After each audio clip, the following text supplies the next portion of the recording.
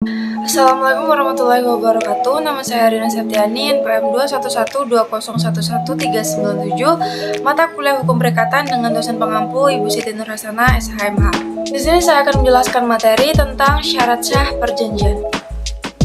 Syarat sah perjanjian diatur dalam pasal 1320 KUH Perdata, yang dimana ada 4 syarat sah perjanjian. Yang pertama adalah sepakat mereka yang mengikatkan dirinya, kemudian yang kedua kecakapan untuk membuat suatu persetujuan, kemudian yang ketiga suatu hal tertentu, dan yang keempat suatu sebab yang halal. Yang pertama adalah sepakat mereka yang mengikatkan dirinya. Artinya kedua belah pihak harus mempunyai kemauan yang bebas untuk mengikatkan diri, dan kemauan itu harus dinyatakan. Kemudian kemauan yang bebas dianggap tidak terjadi ketika perjanjian itu terjadi karena paksaan, kekhilafan, atau penipuan.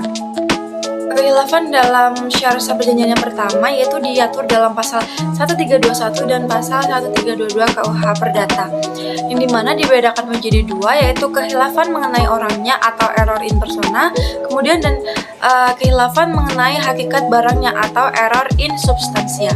Selanjutnya adalah mengenai paksaan. Yang dimaksud dengan paksaan adalah kekerasan jasmani atau ancaman dengan sesuatu yang diperbolehkan hukum yang menimbulkan ketakutan kepada seseorang sehingga ia membuat suatu perjanjian.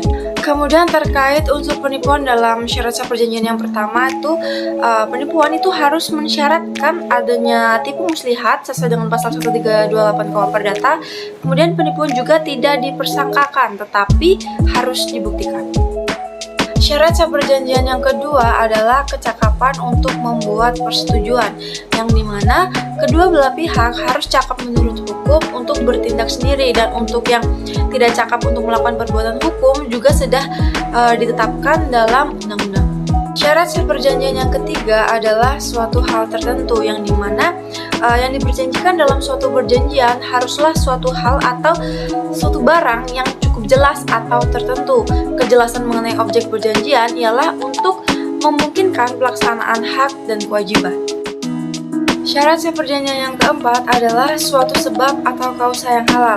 Sebab atau kausa diartikan bahwa isi perjanjian itu yang menggambarkan tujuan yang akan dicapai oleh para pihak.